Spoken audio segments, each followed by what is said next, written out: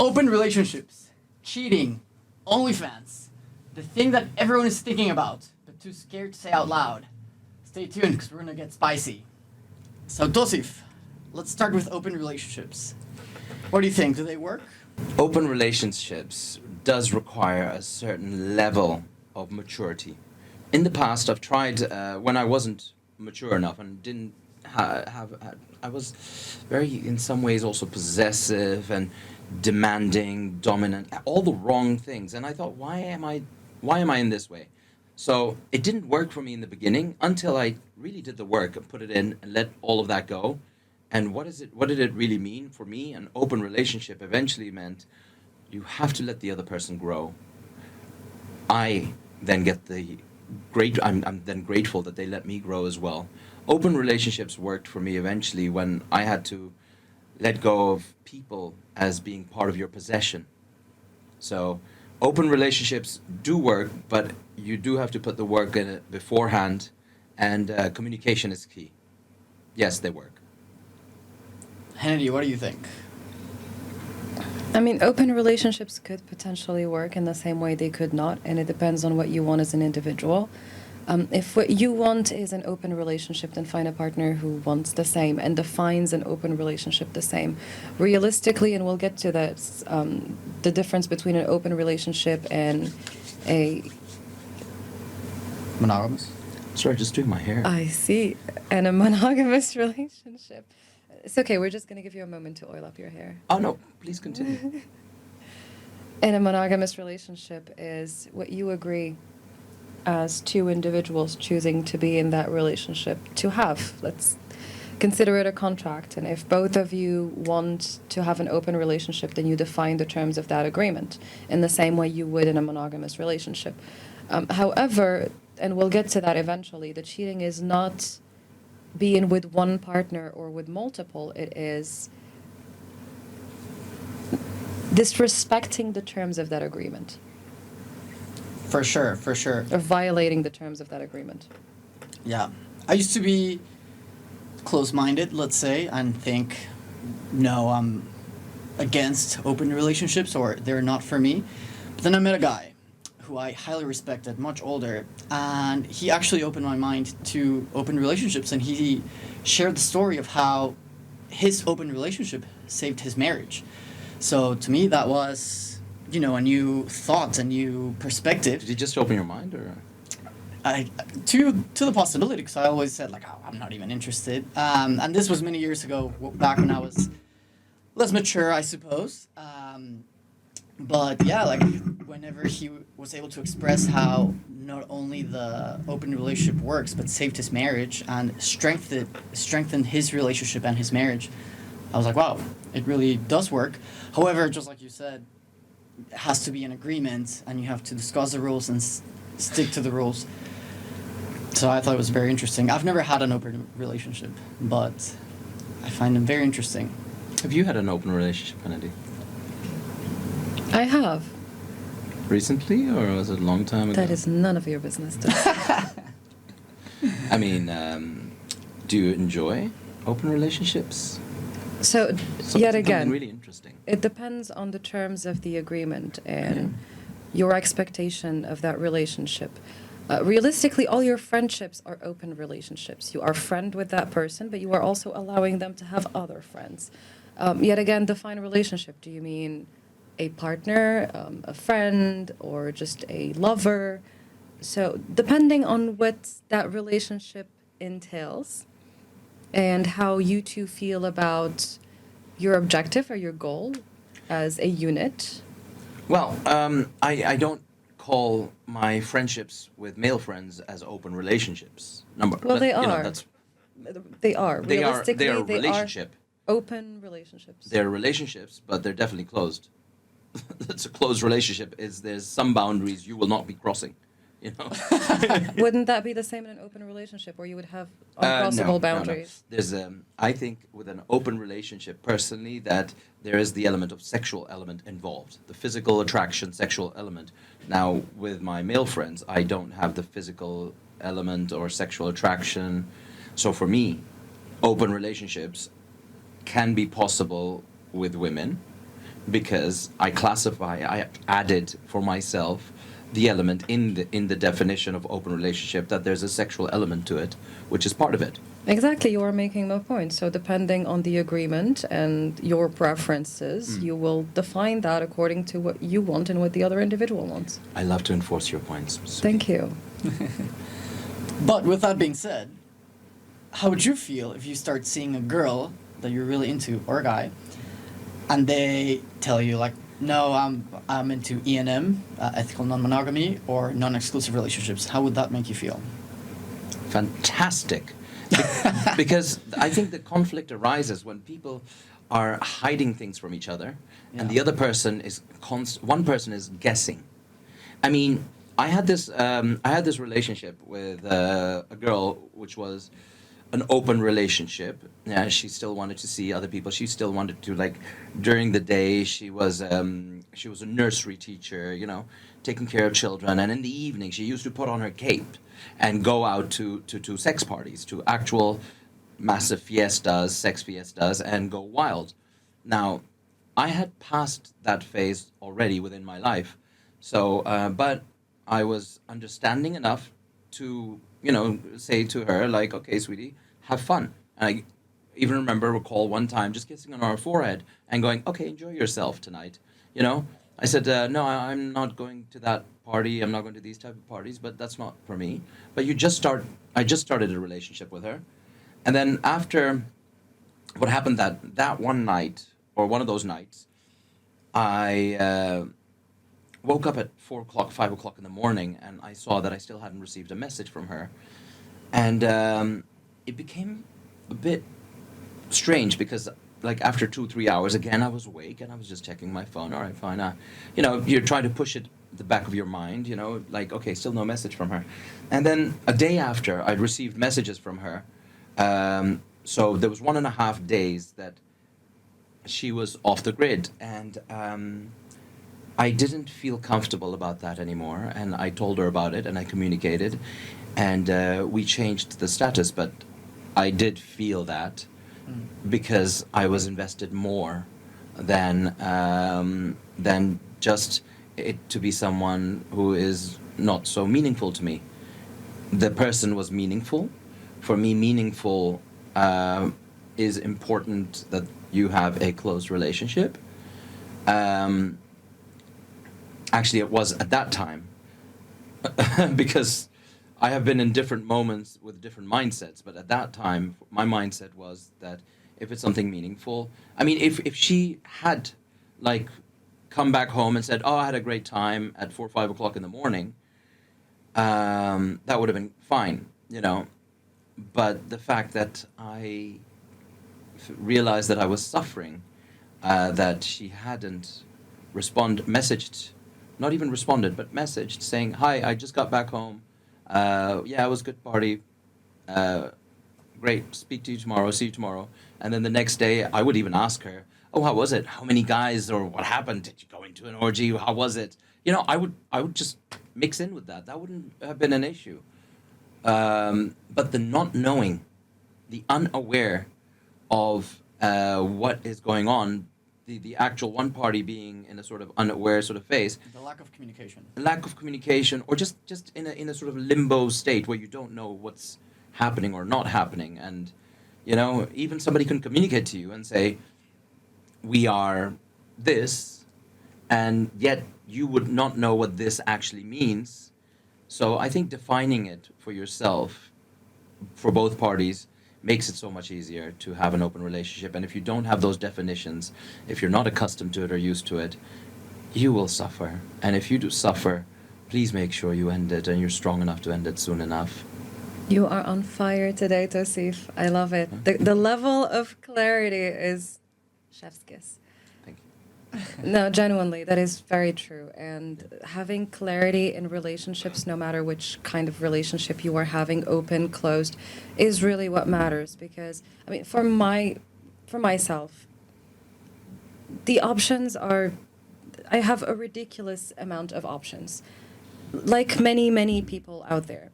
So it becomes, what do you want? And once you have that level of clarity for yourself, then you will not tolerate anything less. And that could show in the form of open relationship or close relationship that is such an intimate and individual choice that you have between you and the person you actually like. And realistically, I mean, at some point, you just don't have enough time for that kind of nonsense. You just decide, you know what, I would rather have a partnership that will last with a person I like and respect and care for. And those people I can count on one hand. So, no, definitely not a viable option for the long run if you have clear, how to say, goals that you would like to achieve. I believe I've also gone through phases. I don't know, maybe it's also for yourself. Have you gone through phases where you've been in been in a marriage, I was going to say, but you've been in a commitment, and from that commitment, you release that commitment. You're then trying not to connect and trying to be open, and you come across someone and you have a bit of an open relationship with her or him, and you realize that there's something more that you want, and then you stop that, or it stops, and then you get into another relation, and then you want to actually commit. So it's a cycle where you go from committance to non-committance, and there's a gray space in between. And it's just like a cycle that sometimes continues if you don't really find that one person who really makes your heart throb. And when you do, you're again wanting to commit because it's something so incredible that you haven't come across. So I think the more you are emotionally invested, the more you want to commit with that person and hold them down, strap them down, which ultimately leads to then the breakup and the non-committance, because it's like sand. I mean, if you do define it as strap them down, definitely. Yeah. I mean, the way I look at it is that you find someone, a partner, someone you respect, someone you can count on, someone you admire, someone you love, someone you care for. And then rather than strapping them down, you become a force of nature where you both push one another towards growing on a daily basis. And that is something I find truly beautiful. And rather than wasting my energy on multiple almosts, which I like to call them almosts, where you are open, lead with faith, and see if, or like how consistent they are towards that ideal you have. And there is no perfect, of course, it's just an ideal that works for you based on your preferences. And then once they deviate from that path, rather than trying to backward rationalize it or justify it, you just acknowledge that you are deserving of what you want and you kick them out. Some people like to be strapped down, by the way. I hear you, and I couldn't agree more in different ways. But now back to a more serious point. Not that we do not like being strapped down. But yeah, realistically, I look at them like almost like tiny little loops where the universe sends you, here, I know you want 100, or I know you want X, so I'll give you X minus 5 and see if you lock down the X minus 5. But if you don't, eventually you'll get your X. So that's the way I like to look at it.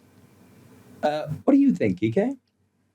I think it all depends on what you're looking for and what you and your partner agree on, just like Henry said. Mm-hmm. I've always wanted an exclusive relationship, or I've been told for my entire life I've always wanted that. And I would never know if I don't try it. But as much as I believe I want an exclusive relationship, I think if I meet the love of my life, or the girl I really want, and she wants an open relationship, I think I would be down to try it. I'd be down to give it a try. And if I ultimately find out it's not for me, then, then it's not. We break up, and then I find someone that does meet what you're looking for. But I think it's unwise to always just discard it. I think it's better to always give everything a chance, and then you learn from that. Henry, speaking of open relationships, I guess in a non-open relationship, can you forgive a partner who cheated? No, of course not. That is just not something I do. I don't forgive betrayal because I don't believe it's a mistake. You don't just accidentally cheat. And the cheating part is not having sex with someone else. If someone calls me and goes, hey, I know we are in a monogamous relationship, but I really want to do this, then it becomes my choice to say yes or no. And in that case, it's not cheating because they are not depriving me from the option to choose whether or not I want to be with them. But cheating is the lying, it's the hiding. That's the cheating part. It's that you have an agreement and that someone violates that agreement. It's really one of the most horrible forms of betrayal, in my opinion, because you are sharing care and love and whatever with that person, and they lie and hide, which is unacceptable in my opinion. So no, I do not and would never forget such behavior, because those are the standards I hold myself to. I would never do that to someone. If I do not like you anymore, if I like someone else better, I'll just give you a call and be like, hey, listen, or in person, and just tell you and give you the, just be decent enough to give you the choice. For sure. Joseph, how do you feel? My third wife, actually, I have to talk about her. She was such a beautiful person, so kind and caring, and she was worried because she had been cheated upon by her previous boyfriend, and she said, or a boyfriend, and she said to me, you know, how do I not know whether you're going to cheat on me? And I thought about it, and I said, well, if I cheat on you, if I'm lying to you, I'm telling you the lie. The lie comes from inside of me. Before it comes out, I have to lie to myself. If I cheat, and then I have to lie to my environment. So I have to cheat with myself, and then I cheat with my environment. And no one in the world, sweetie, is worth it that I am lying and cheating to myself. Because if I am the most important person in my life, which I am, because I have to Yes. live with myself day and night, 24 hours. I don't have to live with everybody else for 24 hours. Exactly. How do I live with myself if I have to lie to myself? So nobody in the world is that important enough for you to be lying to yourself. So I said to her, look, if I cheat on you once, second time, third time, there is something crucial in our relationship that is not correct, or that is not going in the right way, that I need to be lying and cheating to myself with. And I don't deserve that, let alone you deserving it. So your contract and my contract, that comes much later. You have cheated. You have lied to yourself. I'm not the one that should be forgiving you. You are the one that needs to forgive yourself. So it's got less to do with me than it has with you. Absolutely. I couldn't agree more. It definitely comes back to your relationship with yourself. And if you cannot be loyal and faithful to yourself, then you will never be to anyone else. If you are okay with lying to yourself in order to maintain a form of peace, then I do not respect you. And if I do not respect you, I cannot love you. Hence, you do not deserve to be in that relationship with me, because I do not do that. Yeah. I agree. Something I've learned, I think, is that love can overcome anything. Like true love. Maybe it's just some hopeless romantic, Or maybe really dumb. or maybe really dumb. But I definitely agree. Like once that trust has been breached and once it's been broken by cheating, like I think it is very, very difficult. Which brings me to my next question. No, wait a second. No, wait. Keep Yeah. it, because it started in a way. You know what I know. No. Would you forgive if someone cheated on you? Actually, I want to go 'Cause I somewhere have a- else, but that's fine. I have- Let's go with this. I have a feeling, since Yeah. he said Yeah, the you have to love answer the can question first. love can overcome Come everything. everything. Sir, that is a wild thing to say. And- love on its own means shit. No. I want to talk about I disagree. love. On its is- own? Ask any doctor. Love is a mini psychosis. If you do anything out of love, you are actually doing something that's irrational. Exactly. Out of emotions, So and emotions are love overcomes Yeah. everything. Are you saying Nonsense. irrationality overcomes everything? That's Yes. true, because then you're delusional. That is true, because realistically, love is an emotion. It is temporary by nature. It has no baseline to maintain anything long term. Yes. So these kind of, I think these are indoctrines brought Yes. to us by the movies. Love overcomes everything, simply so that we stop thinking Simply that we become, we go into a certain emotion that deludes us from rationality, from using our mind and actually thinking things through. Yeah. And feeling is great, but you have to see what the intensity of the feeling is and what it ultimately causes you to do. And where it stems from. Exactly. And why do you define love the way you do? Because it likely has been absorbed by your relationship with your parents. Because there are a lot of reasons why you might define love a certain way. And then you are stuck in a loop of repeating I the would go same further. patterns. Are your parents still married and happily together? Yes. Then this is why you're saying this. Because Sure. you've seen something like an example of two people who, even in irrational situations, have stuck together and compromised, even though it rationally didn't make sense. Love is irrational, but yeah. But healthy love is based on a rational ground. oh, now you're bringing it. You know, Healthy love is different from obsessive love. Oh, 100%. When you- Because the love you Yeah. are defining solely using emotions is ridiculous, because you and your partner are continuously changing. You become a different person every day. Therefore, these emotions will not be present for the same reasons. Yes, love is a choice on a daily basis, and you choose to love your partner or the different version of themselves they are through thick and thin, if you want.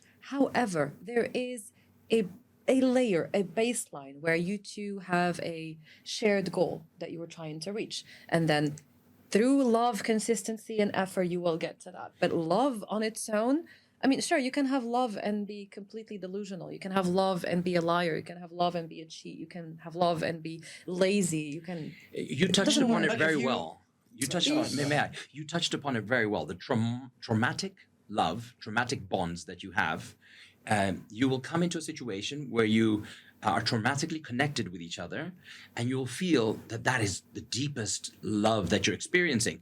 Actually, healthy love, on the other hand, healthy love, I'm sure you've come across situations where you've healthily like loved someone and been completely healthy, and the other person has as well, and it's been healthy love. Now, in a healthy love situation, something goes wrong. Both parties think, "Hey, that's a little bit irrational. Okay, you know what? Let's not do this." And healthy love actually breaks up very quickly. People will go, "Okay, this is not a healthy situation. This is not a healthy thing to do. Right? We've communicated with each other. It's okay. Let's move on." That actually is healthy love. Traumatic love, or traumatic love due to traumatic bonds that you have with each other, you will hold on to each other forever. And what you're saying, that love overcomes everything, can overcome everything, is you're talking about a love that is based on traumatic bonding. Oh, fair. Or the love that a parent is supposed to have for its child, which is not romantic love. And a lot of people confuse the love they've received from their parents with the love they're supposed to receive from their partners. That unconditional love does not translate well on the other end. It should be a conditional love where you love each other for a promise you are making one another to be as good of a version of yourself continuously and there for one another. So yes, it is a choice you make on a daily basis. It is a decision you make on a daily basis through thick and thin. Sure, it can outlast everything absolute fuckingly. However, it is done rationally, not solely based on emotions. And now I have to jump in because you've mentioned two things: unconditional and conditional love. Now, unconditional love is only for the moment that you're in, because every other form of love will eventually be conditional. The only unconditional love that you have is for the moment that you're in. Right now, Hennedy, for example, can tell you, I mean, I'm using this example, I don't want to get in trouble from some Russian beloved at home. But Hennedy, Mine or his? No, mine. Hennedy, for example, at this moment can say, "Kike, I love you." Wait, go back. I'll do it. Go Wait. back. Practice, please. Kike, I love you unconditionally, no matter who and what you've gone through, Look me in the eyes. everything that you've experienced, everything that you have experienced and who you are. I care unconditionally for you, and I'm here. That is unconditional, but it's for this moment, Kike. And if this moment will last forever, we don't know, but this is the moment. That's unconditional love. However, if Kike decides to wake up a fucking lunatic the next morning, then it switches quickly to conditional love. Exactly. If Kike decides to beat me tomorrow, then it becomes conditional love. Yes.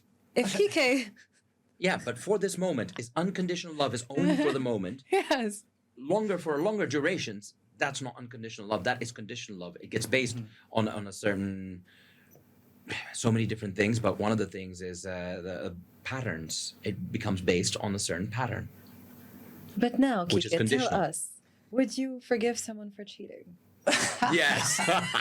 Oh, wait. I never I forget. feel this is very personal at the moment, and I've cheated on Kike so many times. I we want to don't get even know at involved on this point. personal action too.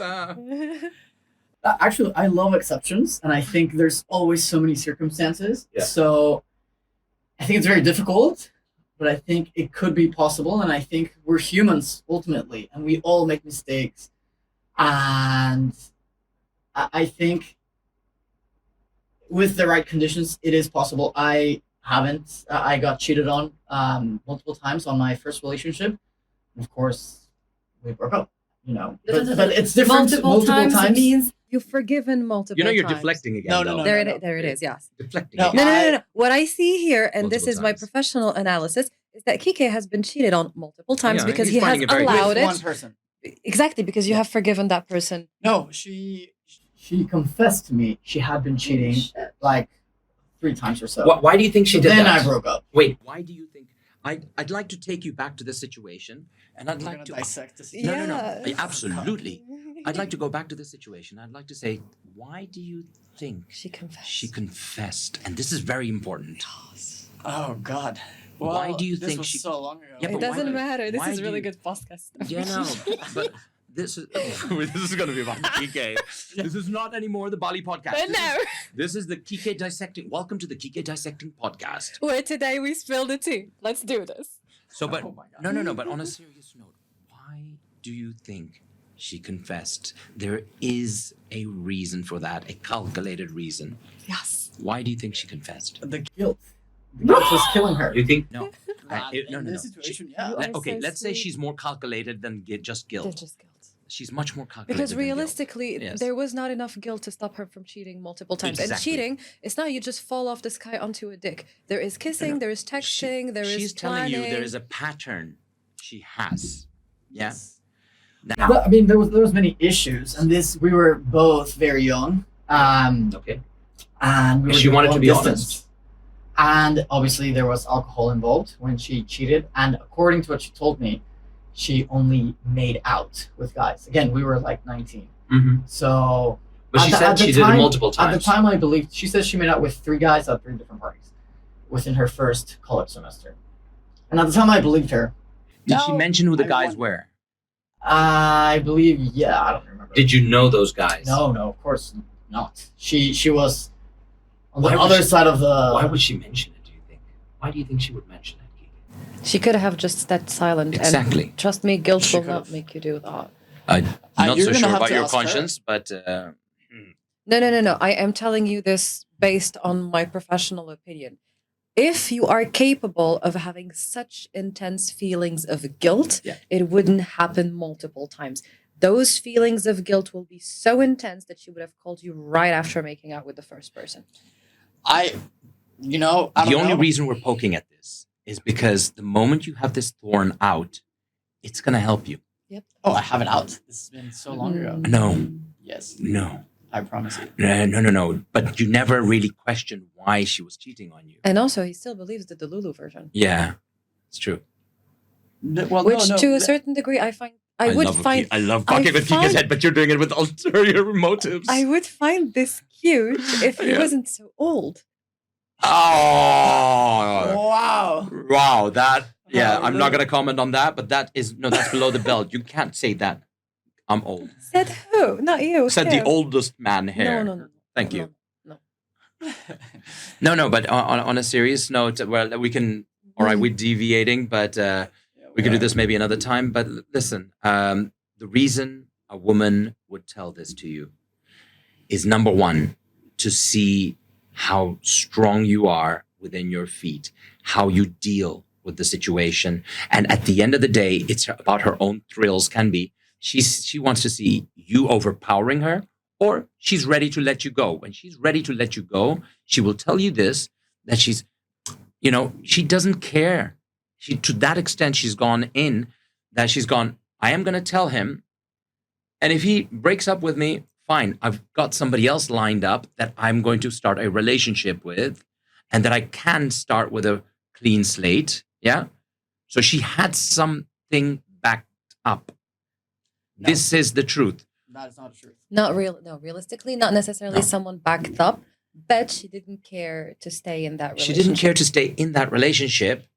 That potentially is true. And and if you would have done anything, you would have been, become, avoidant and anxious. If you would have done anything to try and keep her, you would have become the anxious party and the lower, lesser party, the Yeah. party that would always be then not in control.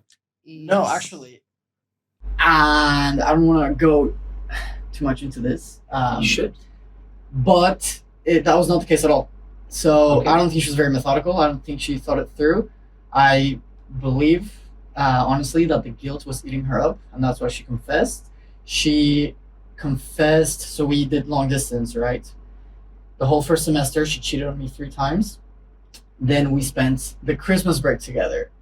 So we had been together for like a month or so. Then the first day she went back. Then she called me crying, drunk, and that's when she confessed. So, How was she during that entire month? Did you feel or sense anything? no, not at all. And in fact, super innocent. I don't even think I want. So- No, I hear you, but realistically, you are an adult. Look at it from an adult perspective, okay? There was a month of laying in the same bed, maybe, of hugging, of kissing, of introducing to family, Christmas dinners or whatever. It's not nothing. And you're telling me She was guilt, suffocating in some ways. Yes. Maybe this was just her form of what's the avoidant or trying to get away from Sure. it. It was She was a even runaway bride, Kike. No, and I'm glad, dude. Yeah. There were so many red flags, and you only learn from experience. Are we going back to the red flags then? What's up, sir? But yeah, there was so many red flags. She was a compulsive liar, which obviously I learned after. And yeah, she had many issues. But to the point, after she told me, she confessed that we broke up. I'm a very chill guy, very drama free. I was not mad at her. I told her, okay, no big deal. Like, we're done. Bye. And then she called me back. She's like, what do you mean we're broken up? I was like, well, you just told me you cheated on me. Like, we're breaking up. Like, what's the point of fighting or me yelling at you? No, You see, no. it's really interesting that she did not expect that from him. What she wanted, she A didn't pullback. care. She No, didn't care. but to she tell wanted him. him to She care. did. She wanted wanted him him to to care. care, to take control. Yep. It was a control. This is game. where her insanity came in. I hate to refer to It was a girls control in this mechanism. case. It's a control mechanism. The very next day, she flew back to meet me, to talk to me in person, and to ask for my You forgiveness. see, it's so Obvious. I can't with this. I know. You know what? Let's move to the next one. I am tired Let's of move this. to- next Kike, one. can I just go back to when you were trying to answer this question? Do you forgive the Cheating. person who cheated on you? This is where we're going back. This is now we're looping back. Do you forgive the person that cheated on you? If it would happen now. You- I think it depends on the circumstances. I think more likely, it's very hard to forgive, and the level of betrayal, just like you said, is humongous. But I think if you truly love each other and you've built a beautiful life together, I think it is possible, depending Okay. on the circumstances. All right, let's move on to the next one. That's Yeah. Yeah. You have a really big heart. Thank you. My next question is cheating for guys the same as girls? I was having this conversation with this girl who's very smart, and one of the things that she said, so this came from her, is that biologically we are different, right? And guys can have sex without developing any feelings. For some guys, sex is just like a need, like very primitive. But for girls, is different, and you go inside of their body. So it is much more difficult, if not impossible, for them to not develop care for the human. So when it comes to cheating with for a guy it can be meaningless versus for a girl it can't. And she was telling me about the biological release that your body does. I disagree on this point. This bitch has watched too much Andrew Tate. There are no differences between men and women when it comes to cheating. Cheating is about the loyalty you have to yourself. And I know there's this propaganda that men are supposed to spread their seed, but realistically and even evolutionarily speaking, and throughout history, caveman behavior has been studied, and women are the ones that have more sexual partners. Why? To have the strongest offspring. So when women would be in heat, there would be a line outside of that cave of all of the potential suitors that would rail them one after the other. And realistically, once the sperm is inside the woman, it is the strongest that wins. And it's not the fastest swimmer, because now we have science that has shown that the egg scans all of the sperm and pulls the strongest genetic match. So it is always women, even on a biological level, that choose their partner. So yes, men are meant to spread their seed, sure. However, women choose who are the strongest potential matches for evolution purposes. There is nothing healthy about men claiming that cheating is a biological thing. And the same for women. Cheating is completely separated. There are layers to this. We are not cavemen anymore. If you live past 21, then you can't use that excuse anymore. Once your prefrontal cortex develop, you cannot use that excuse anymore. And on all levels, realistically, whether or not you choose to form a bond with your sexual partner, because now we have the pill, we have condoms, it is no longer such a risk for a woman to have sex with you, because realistically it was a risk because she could potentially end up being pregnant, which would mean death for her if you do not provide and protect. She could die while carrying the child or giving birth. But now women are capable of providing for themselves, of protecting themselves. So there is no longer that need for men. I think it has changed. I think it is, women have more power in that regard, however, likely higher standards overall. But still, you still have women that have sex with men without having any emotional attachments. They detach during that, or men that do the same. But it is not backed by anything. And if you try to back it by science, then you're just backward rationalizing deeply rooted trauma that you have. Actually, I'd like to jump in and force your point again, sweetie. Thing is, every woman, not every woman, but in the last few decades, the women have been having equal sex, but they've just not been telling about it because it's been a taboo. Now, here's the shocker. It's been a taboo. Mm-hmm. It's been a taboo to talk about sex. It's been being a woman, it was absolutely horrendous for a woman to have had that many partners. Oh my God, how dare you? So they have been keeping it a secret. Now the secret's coming out because it's less of a taboo and it's much more accepted for a woman to have had multiple partners. Still, they're very careful and tactful about it. I think the more further we go into the future, the less it is a taboo. You'll realize that almost every single woman that you meet have had so many sexual partners. More than you could ever dream of. Both men and women. Because like I've always said to some of my girlfriends in the past, I've always said to them, like, sweetie, you can cheat on me at any moment. You can sleep with anyone at any moment. You walk out of that door, you can sleep with any random guys.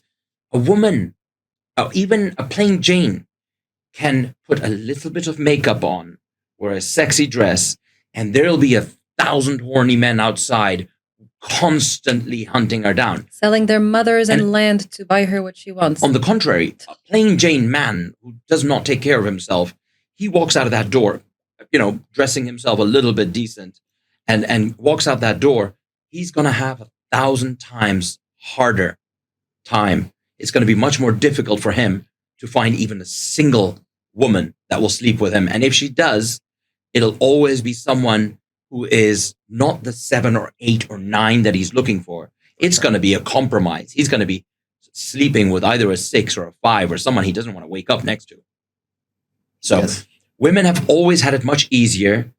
And to be honest, women think about sex if we are talking about biologically, there was another study done, and many of these studies, of course, have been suppressed, which are now coming out. Women think about sex equally, if not more than men per minute than men do. So I'm sorry, I think they can have more sexual partners than we could ever dream of. Yes. Right now, it's just we're breaking out of a taboo coming out that women are confessing, oh yeah, I slept with 8 men, 9 men before. It used to be just talking about, yeah, I slept with 1 or 2 guys, The later, further on we go into the society, you'll have girls coming across saying that easily, that they slept with 30, 40 men in the last year. And believe me, there are guys who've slept with over 1,000 women, easy. Not gonna Compulsively, sure. Talking about a friend here. But yeah, no, absolutely. It's ridiculous. There are layers to it, and the idea that men are supposed to spread their seed is simply them overcompensating for the lack of choice they have. Because if we would want to use that excuse, then, sir, there will not be an untouched man on earth, or more likely 95% untouched and 5% having the time of their lives. So when they try to shame you for having sex with multiple people, that is a way to control you into accepting less than what you would actually be able to get in the market, because you are deeply ashamed and repressed. Because if you would realize the full power and potential you have, then guess what will happen? We will get back to the top 5% of men having an empire of women, a harem of women that will all be taken care of and spoiled and happy, and all the average imbeciles getting nothing. True. one guy sleeping with 1,000 women. Who are those women? They've definitely slept with that guy. How many guys have they slept with as well? They haven't in their whole life just slept with that one guy. And why would you? This is silly. No, but do you understand what I mean? I hear you, definitely. If that one guy has slept with 1,000 women, equally the 1,000 women have slept with that one guy. I am sure I have pulled more baddies than most of our viewers. Chill the fuck down. Well, talking about baddies, what do you enjoy about baddies? I don't think you can even fathom. I'm not a baddie. I'm a goodie. I'm a goodie. Sure. I'm such a goodie. Can't even. So talk you about how have good I a am. reputation Of being a very goody two shoes. Leave in the comments below if you think he has a reputation of being a goody. Thank you. And if you have slept with him, please tag him. Please don't. So when I like what you said, Hennedy, but that triggers the next question. When is body count too high? When would that be a problem for you if you meet the right guy or right girl? Fair, good question. So there is a healthy line between sexual exploration and compulsive behavior, and that has nothing to do with how many you've had, but the reasons behind why you've had that much sex. If it is purely sexual exploration, then sure. If it is compulsive behavior, then that's different. Yet again, if I meet the right person for me, that question is so juvenile, I wouldn't even entertain it for them or for myself. Realistically, I mean, sure, we've all had fun, and the ones that haven't, I don't even want to meet, because I value someone who is curious and love exploration, and exploring their bodies is part of it. Otherwise, I would be bored out of my mind. So no, I wouldn't entertain that question. It is juvenile. Well, I would be more curious about their intentions behind it. Yeah, but here's the thing. So when is body count a problem, right? That's the question, right? Yeah. You are you. The things that you've experienced, that you've done, should make you more complete. You are you. This is who you are. If someone at some point does not accept who you are, and you have to lie to yourself, you are not being yourself. Tomorrow, the person you are with, you have lied to them. They come across number of your sexual partners, or some slip-ups happen, and you tell them. You are you. However you are complete. You are good. You are positive. If they have an issue with your body count, it is their issues that they need to deal and overcome with. They need to put in their shadow work in order for you to be, for them to be good with you, because you want to be good with them. They want to be good with you. But if because of their,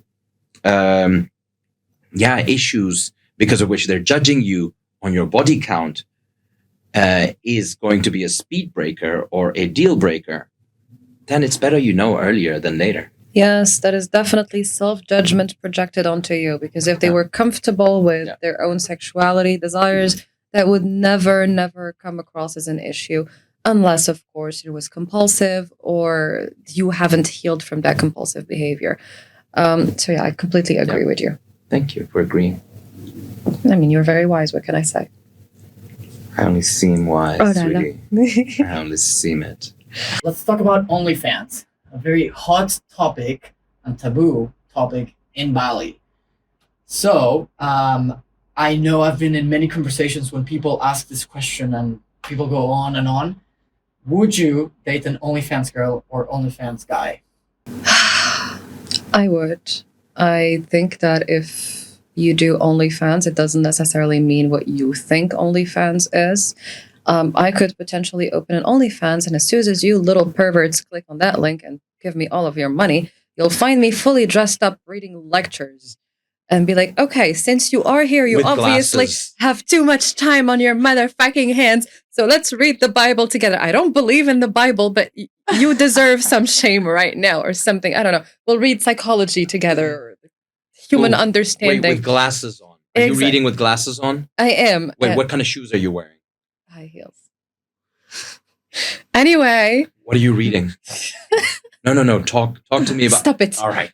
Anyway, now that I'm done torturing the guy sitting next to me, I think you liked it a little. Stop it. Here's the thing. If he has an OnlyFans, but the use of OnlyFans is done in a brilliant way, I might even admire the hustle. If it's not him shaking his booty, maybe he's using AI. Maybe he has found a way to get his loyal fan base to watch him play video games on OnlyFans, then I totally support this king. You know, it's a very contemporary question, to be honest. In the past, they used to say, "Would you date a stripper?" Right? Yeah. This was the traditional question: was in the past, would you date a stripper? Well, it depends who's seen the stripper. You know, have they seen her just, or have they done more? It's your fantasy, your paranoia. You know, that kicks in. So, question is, have I overcome those things? Have I conquered my paranoia in order to go, yeah, you know what? I have conquered my paranoia, and I would absolutely date an OnlyFans girl. I wouldn't, talking about other things, whether I would respect her, whether I would feel in that way or those things, those are other questions. Maybe I would, because in dating, a certain element of respect is required. But would I date an OnlyFans girl? I don't have any problems with dating an OnlyFans girl. And if at some point I would, because I would think, again, it would come to communication of knowing and not knowing. Now, not knowing what she does on her OnlyFans thing, and yes, to see it as a business that she's doing, would I be happy or comfortable for her to continue that business? Am I man enough to support her in a way that she does not need to be doing an OnlyFans? Is she doing an OnlyFans out of just the money? Is she doing it out of the fact that she doesn't have enough money, or is she doing it out of fun, that she's enjoying it and enjoying the freedom, flexibility? Is she doing anything with the result with that money? Is she investing it in somewhere? Is she uplifting her life? Those are much more important questions for me than would I date an OnlyFans girl. An OnlyFans girl, of course you can date them, but then you need to see what kind of a person is it, what her ambitions are, where is she going with what she's doing. And this question is as juvenile as would you date a redhead or a blonde? I would love to date all of them. You see, there you have it. Unfortunately, I'm not in that position at this moment to date them. For me, no more dating at this moment, so please. Refrain. Well, that's funny. No, and I actually think it's a very hypocritical question, because the way that the question is formed, it's triggering you to be like, oh. But what if I change the question and I show you the profile of this beautiful, because most OnlyFans girls are beautiful and out of reach for 99% of men. So if I go up to any guy and I show you this photo, would you date this girl? All of them would say yes. But then you frame the question differently, and then they don't. They say, oh, no, I wouldn't. I have morals, or some bullshit like this. This is very Changgui, huh? Because in Ubud, I think there would be clear answers. Everyone in Ubud would date an OnlyFans girl for sure. Interesting. Yeah. And maybe it is very Changgui.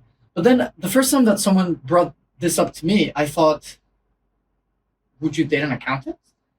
Does that matter? Is that relevant? Does matter, right? And like most men, I would say, they don't really care what the occupation is of their woman. Like, I personally don't care. So I think... I do care. You do care? Yeah, I do care. I care whether she's happy or not, you know? Well, yes, I care whether she's happy in her occupation. Yeah. That's all I mean. But yes, of course, I would want my significant other to be happy in whatever she's doing. But I do understand why, men struggle with this, because it is conflicting. You meet this beautiful woman, but then for $5 a month or whatever, then the entire world has access to her intimacy. Like, I can see how that can be a block to so many people. So yeah, it's interesting. For me, it would be difficult, but again, I'm the exceptions person. I think I could overcome it, especially if I love and I connect and I have a deep, meaningful connection with the girl. I could come up with it. And if it bothers me enough, then we work on a solution together. Support her, help her, find something to get her out of there. But for me, it's not like a red flag or deal breaker. My next question is, would you start an OnlyFans? Yes. Yes. Tosu? Also. Okay. Most definitely. I mean, if I have people that love me so much that they want to spend money on me doing things, which that's how I only accept love anyway, then they will pay to watch me read lectures or bedtime stories, fully clothed, thank you, or just drinking off a coconut or whatever. I don't care. But if you want to support me, then please do, because I have expensive taste. I would like... What? Why leave any money on the table, right? Huh? No, no. Yeah. I grew up believing love was money, okay? Funny Blame enough, my dad. I have the same idea. I would do an OnlyFans reading books or Yes. recording my voice for meditations Yes. or reading children books. Because when you're sitting there reading children books, these days, all the parents are just putting on some cartoons. Nobody's really reading to their children anymore in the evenings, at night times. Hardly anybody. If you're a parent out there, you're reading your child a book to sleep. Well done. There are not that many parents who are doing that anymore, but putting on an OnlyFans of this guy who's sitting there reading amazing, beautiful children's stories and having the children go to sleep by just clicking on the different stories that there are there. Incredible. I love it. I think you should have an OnlyFans when you do that. And if you are a parent and couldn't give a shit to read like books to your kids, then get his OnlyFans. I mean, that is brilliant. nobody's going to judge you if you Yes. don't read your kids the bedtime That stories. is fair. And you can also have a really cool story to tell your friends where Not I everyone play... has the same voice or imagination or could Imagine. really even connect with your children the way I can on OnlyFans. on OnlyFans. Please kids. allow me to connect with OnlyFans. your children on OnlyFans for OnlyFans. kids. I was just about to ask. Oof. But I love non-sexual, that. That's please. beautiful. OnlyFans for kids with just bedtime stories that people are just reading bedtime stories for children. Or anything else, frankly. I mean, I've seen here in Bali one thing that always get me a little flushed, which is, in Bali when you order a coconut and they just open it, it splashes everywhere. Like just recently, like 2-3 days ago, I saw this guy open a coconut and splash on his face, and I was like, if only I recorded that. I think we should have an OnlyFans. You've got such for a dirty coconuts. mind, my dear. No, I have spicy imagination. Especially when it comes to coconuts. I have spicy imagination. Anyway, what do you think of an OnlyFans for coconuts? This is such a Bali So are we thing. doing an OnlyFans for kids or OnlyFans for coconuts? I think we should leave it to them to judge, decide. Comment if you want an OnlyFans for kids with bedtime stories for children, or comment coconut if you want this guy to get really naughty. All right, juicy, splashing everywhere. And then once it's open, we can pour it all over ourselves. Wet Oof. t-shirt contest. This is such a Bali thing. And we could go out and This is a ask Changgui strangers to pour the coconut over them or share a dirty story. Yes. We can move on. Okay. Speaking of OnlyFans and beauty, how do you feel about fake beauty, meaning fake eyelashes, fake lips, fake boobs, or guys on steroids? I think How do you feel about that? I think it's more got to do with opportunity, right? You're born with maybe not the same features as another person. Now, you do, however, live in a time where there's ways to rectify it. Now, you can do it via plastic surgery, you could do a nose lift, chin lift, or you can use makeup. You know, if you can get away with using makeup and looking beautiful and pretty, you should be pretty on the inside, and you are for a fact. But sometimes you just want to be looking pretty on the outside. And if the opportunities are there because the technology is there that supports it, then well done. And make sure you do it on the right way. Make sure you, first of all, get the real masters to even teach you to look the best that you can. Use everything that you have around you because you're living in this time. You're not living in prehistoric times. Absolutely. You're not living in the future. Use everything you have in this time to help you, support you in the way you feel. Yes, I mean, this is a meat armor. We can customize it any way we Yeah. want. I don't see the difference between getting a facial skincare or getting your hair braided and getting a nose job or a boob job. Frankly, it means so little to me. Of course, it depends on the intentions behind it. If you're doing it knowing fully well that you are valuable and worthy of love without, but just a little bit more with, then sure. But if you are doing it excessively, compulsively, then maybe there needs to be some work done on the back end. But overall, it doesn't matter. If you want to go, I really don't like when men or women get hate for getting cosmetic surgery, like hair transplants or nose jobs or boobs jobs. Just do whatever makes you feel happy and confident in your body. Customize that meat armor all you want. It's yours. You do with it whatever you please. Exactly. That's why I have this magical Pakistani oil for your beautiful hair to be just like mine. And then do the little flip, please. Oh, yeah. Oh, that's funny. Would you date someone who has dated a friend? And this is, again, we're in Bali. In Bali, you've got Canggu, Uluwatu, and you've got Ubud. People in Ubud would respond, not a problem. I know that my friend loved her for that moment. He gave her care and kindness. And now it is my time to do the same. And I hope to do it the best of my capabilities. Whereas someone in Canggu would go, I'd keep a secret out of it. And it would be difficult for me to speak to my friend about it because he'd say no. So first in the beginning, we'd keep a secret out of it.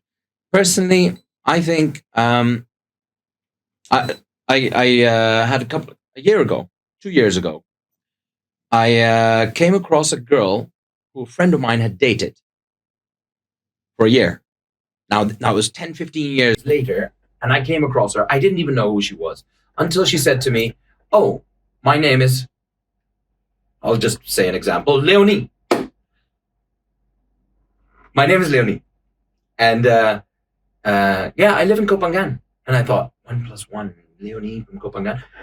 Did you ever date this guy called this? And I said his name, and she had. So then I said, right, we're not going to ask your mother for permission for this. We're going to ask that friend. So we FaceTimed that friend. And we said, look, what do you think? And the friend just went like, yeah, I love it, guys. I love it. So having friends, again, friends are an extension of you. If your friends are your friends at this moment, there is no reason to lie to yourself because you know how they're going to be. But just make sure you do the little, additional part which is required, which is just casually just asking them and going, hey, I know I wouldn't feel any bad about this. How would you feel about it? And obviously they won't feel bad about it because they are your friends. They're an extension of you. They're how you would be and how you would feel. And if they're anything different, you would know. But you'd still ask. I would still ask. Hennedy, what do you think? I think there is nothing wrong with dating someone a friend of yours has potentially dated if you know that they've had a healthy relationship. I think that they come with recommendations that is pretty cool. I mean, I would love for people to come with recommendations I can trust. If you are my friend and I do respect and trust you, then if you tell me that I have your blessing and that that person was good, you were just not a good match, then yeah, I'm down. And the other way around, I guess. Um, there is, I mean, I see no reason if you have healthy friendships and healthy relationships that that wouldn't work, frankly. For me, my friends' exes are strictly off limits. Like if it's something that would hurt him, or if he like really loved her, like for me, I would say no. But I don't know, man. There's always exceptions. Like I've what been about saying. FaceTiming your friend and maybe Yeah. just asking the permission? When you say really loved her, if he cannot, you can't tell me he loved her if he wouldn't be happy for her. To be with someone he would consider to be a good person. Yeah. Let's say their relationship is over and he really loved her, then he should love her enough to want her to be happy. And if not, then he was just possessive, not really love. It was obsession. I think And courage. I guess how Yeah. long, how recent this breakup was. Yeah. Sure. But I think you often, feel the feelings, whether they're right or wrong, is different. But if it's something that would hurt a friend, I really, really value my friends, so I would not mess up a friendship Of course. over a potential. What if, What if? Courage is an essential part of it because you don't know until you ask. Yes. Courage is an essential part of all this process, and courage is. is an opportunity to develop. Having the fear, having the courage, you're developing, in fact, a better friendship with your friend by showing the courage that you're able to ask him and doing it in a way which is very easygoing, blend, not very subtle and hiding, because then you've got wrong intentions. Mhm. But the actual intention, saying, "Hey, I met your ex, and we had a very good vibe. We had a very good contact. How would you feel if she and I would Go on a date. no I go guess, go on a for date, the first time. and we really enjoyed each other's company, but we chose not to do anything at that moment because we both still care for you, Yeah. and as a friend, we'd definitely like your blessing or your what you feel about it, because if you feel anything still at this moment, of course, whatever the person feels is their own issues and paranoias and attachment issues. But if they do, it's gonna turn the whole relationship, friendship, sour. So make sure you do it in a certain way that and approach it in a certain way that is non-confronting. Yeah. I respect that. I personally wouldn't if it's an ex. Yeah. But if it's a girl that my friend just like hooked up with or had like a short situationship type, then yes, and I'm extremely compatible with the girl, then yes, I would be open to doing something like that. But I think excess for me is a no. Yeah, I wouldn't date my friend's ex-wife, for example. course. But then again, if I've known her in that sort of situation, it's boundaries. There are some boundaries you set for yourself that can be limiting to you due to a certain fear that you may have of disrupting that friendship. What if that friendship you're not that close anymore, or even if you're close still to that friend, the boundary that is in between you is actually your courage. And again, it's your transparency. So what you're doing by overcoming this challenge is you're encouraging, you're growing as a person to overcoming some of your fears, overcoming some of your boundaries, and using courage to do that. I mean, that's the best way to grow. Every time you feel that there is something Yeah. you are scared of doing, unsure of doing, and you don't do, that is you dismissing, diminishing a part of yourself. Yeah. But to become whole, you have to be accepting of all those parts and face them head first. Just go for it. It doesn't matter if that friendship was not meant to last, it won't. But you have to be honest towards yourself, be loyal to yourself, be courageous into embodying every tiny aspect of who you are. Beautiful. Okay. Last question. What Why is do the I fear craziest this last thing? question of yours? What is the craziest thing you've done for sex? Look, as a kid, I started early in watching adult movies and adult programs. I was 8 years old, 9 years old when I used to really quietly sneak down from my bedroom to the living room. I used to turn on, we used to have FilmNet back then, you know, that giving my age away. And I used to immediately put the volume down on the mic, on the remote control, you know, or mute it immediately, right? And I used to sit and watch porn when I was young. And Mom, if you're watching this, that wasn't me. But at moments, you know, so I started quite early in that phase. But I didn't have sex until I was 19, almost 20 years old. And a whole new world opened up for me. And as a child, I had these imaginations, wild imaginations. You know, you create lists like, I don't know, dwarfs, threesomes, you know, name it. You know, woman without arms, you know, head on the piano, making noise while just, you know, kind of things like this, right? Obviously. And I almost ticked all of them off. And not the piano thing, unfortunately. You know, not that one. But I've almost ticked all of them off, literally. I think I can use one of those. I was a student in Helsinki, and I was by that time the age of 23. I was a student in Helsinki in Finland, and craziest nights, every single night going out, partying, drinking, coming back, finishing off schoolwork, and then going. And anyhow, and in Helsinki back in those days, you didn't have many brown people.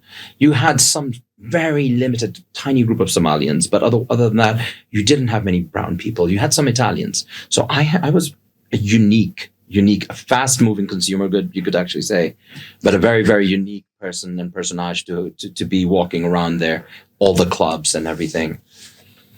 One night I was going back home, and I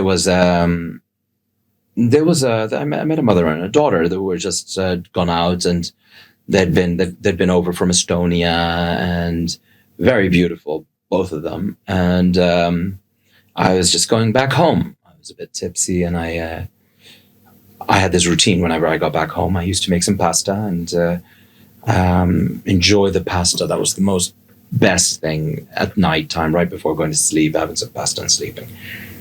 Now I was telling them about it, and they thought I was Italian. I said, no, but I do cook the meanest pastas. And they wanted to know.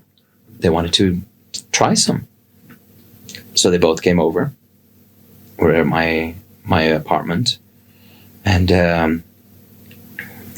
the daughter went to the bathroom, and I showed her where it was. I stayed behind a little bit longer than was expected, and we were making out in the bathroom a little bit, and then I went back and would wait like a gentleman for her to come back from the bathroom. And whilst I was sitting there waiting, talking to the mother, she leaned over as well.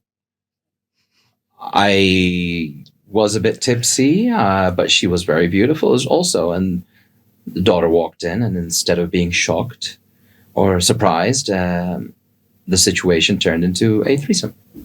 Oh my God. I couldn't have seen that coming. I mean, they accepted to go to your house to try pasta together at very late at night. Go figure. I know, right? Oh my God.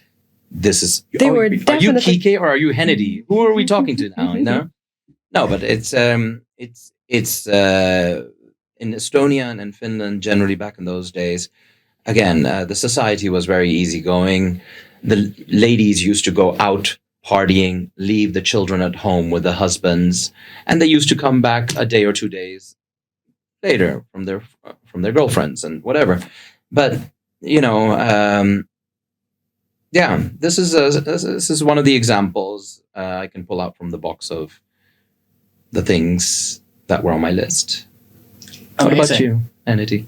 So the craziest thing you've done for sex was have sex with a mother and a daughter? No, there have been some I really hear you. crazy things as well. But, I've seen many different worlds. I've seen the BDSM world. I've seen all the different worlds that are there related with sex, except for the snuff side of things. I haven't gone into any snuff parties or snuff movies. That's definitely not me. I've been much more on the hedonistic side of things rather than the anything else, So I have seen and done quite a few things that have been to my liking and have been very, very crazy for people who have just normal relationships and have not stepped out into that kind of side of things. No.